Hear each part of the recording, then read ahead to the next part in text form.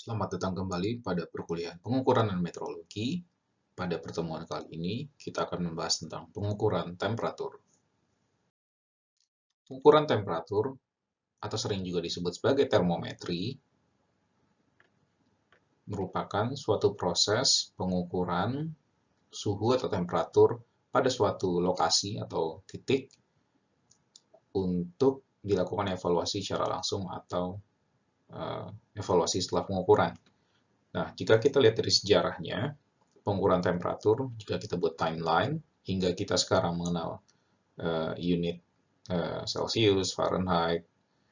Nah, itu dimulai jauh dari abad ke-17 pada tahun 1600-an. Galileo waktu itu belum membuat termometer, tapi mempelajari tentang ekspansi volumetrik dari cairan yang diakibatkan oleh perubahan temperatur.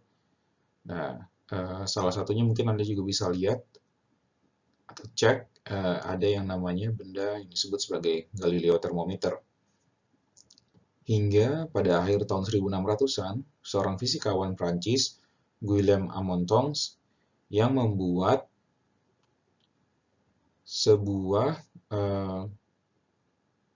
sumbu kapiler atau pipa kapiler yang berisi cairan dan mengalami perubahan temperatur. Nah, di sana dia melihat ada perubahan volume dari cairan yang ada di dalam pipa kapiler tersebut terhadap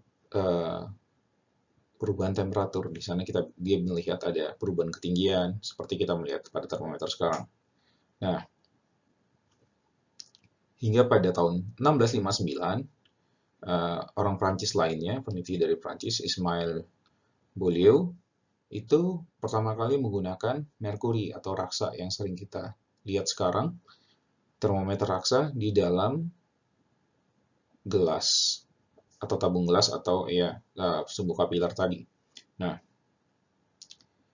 hingga bagian ini itu pengukuran temperatur hanya melihat pergerakan ekspansi volume dari cairan yang ada di dalam tabung kapiler.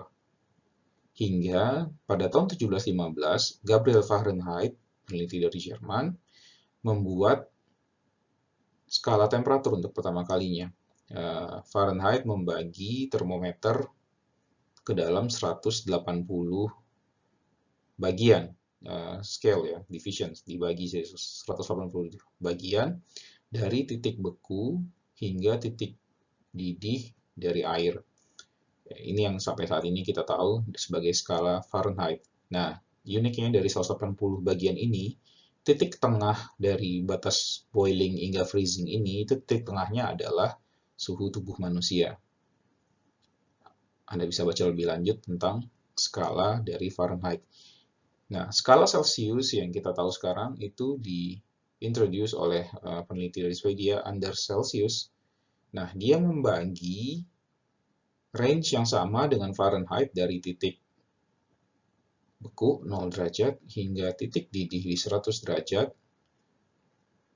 menjadi 100 bagian yang sama pada fluida air pada kondisi 1 atmosfer, jadi di kondisi lingkungan. Nah, Celsius sebetulnya membuat range dari 100 ke 0 itu awalnya terbalik hingga nanti disempurnakan oleh peneliti lainnya. Jadi Celsius menggunakan 100 untuk titik beku dan 0 sebagai titik didih hingga nanti disempurnakan, dan seperti yang kita ketahui sekarang dan kita gunakan sekarang, range-nya Celsius itu 0 untuk titik beku dan 100 untuk titik didih.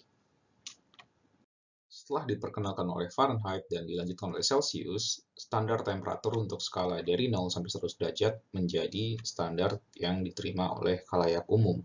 Nah, temperatur standar turunannya adalah skala temperatur. Skala temperatur ini menjadi bagian dasar, aspek dasar dalam pengukuran temperatur. Temperatur skala ini mendefinisikan seberapa besar derajat dari suatu suhu atau temperatur, memberikan titik referensi yang bersifat tetap untuk temperatur yang diketahui. Nah, ini sering disebut sebagai nanti istilahnya di poin kedua ini adalah fixed point temperature. Nah, Dengan mempunyai skala temperatur, kita memiliki memperbolehkan kita atau memungkinkan kita untuk melakukan interpolasi titik di antara dua fixed point yang sudah kita ketahui. Nah, masuk ke fixed point temperatures atau titik temperatur tetap, ini biasanya diambil karena fluida yang umum digunakan adalah air adalah dua titik di mana terjadi perubahan fase. Yang pertama yang sering kita ketahui titik beku dan titik didih. Nah, ini adalah fixed point dari temperaturnya. Nah, kalau kita lihat dulu berarti si Fahrenheit atau Celsius itu punya limit dari 0 derajat ke 100 derajat misalnya. Bagaimana dengan kondisi di antara dua titik ini? Bagaimana mengetahuinya? Nah, zaman dulu itu para peneliti mengambil titik tengah. Jadi, jika panjang termometer kita anggap seperti pada ilustrasi ini, itu mewakili titik beku dan titik didih.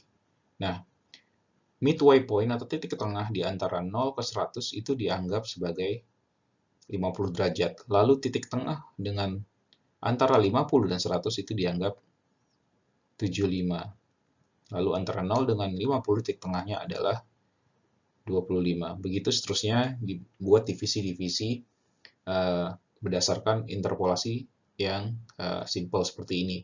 Tapi seperti yang kita ketahui, karena fluida yang digunakan di dalam termometer ini sifatnya bisa saja tidak linear terhadap temperatur, interpolasi linear seperti ini sering menjadi sumber kesalahan dalam pengukuran.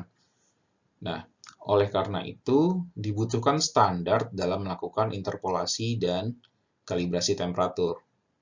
Nah, jadi kalibrasi alat ukur temperatur tidak hanya untuk menentukan fixed point temperatur, tapi juga menentukan titik di antara dua fixed point itu. Jadi kalibrasi selain menentukan titik didih dan titik beku misalnya juga menentukan temperatur di antara dua jangkauan tersebut. Nah, secara internasional, standar untuk fixed point, lalu prosedur untuk melakukan interpolasi suatu alat ukur temperatur atau alat ukur suhu itu disepakati dengan standar yang namanya ITS 90. Nah, ini ada publikasinya, aslinya berbahasa Perancis, tapi jika Anda ingin mencari, ada yang versi bahasa Inggrisnya. Detailnya ada pada dokumen Metrologia ini. Ya, berdasarkan data yang tertulis pada dokumen ITS 90 tadi, berikut adalah beberapa fixed point yang bisa kita ambil sebagai reference dari temperatur, bergantung dari fluida yang kita gunakan sebagai alat ukur untuk temperaturnya. Misalnya kita lihat di sini, fixed point untuk air itu adalah 273,16 atau 0,01 derajat Celcius. Itu sedikit di atas titik bekunya si air. Ini sering disebut triple point of water. Kalau Anda recall kembali pelajaran termodinamika Anda, di situ juga dijelaskan apa yang dimaksud dengan triple point of water. Nah, aplikasinya salah satunya adalah untuk fixed point dalam pengukuran temperatur.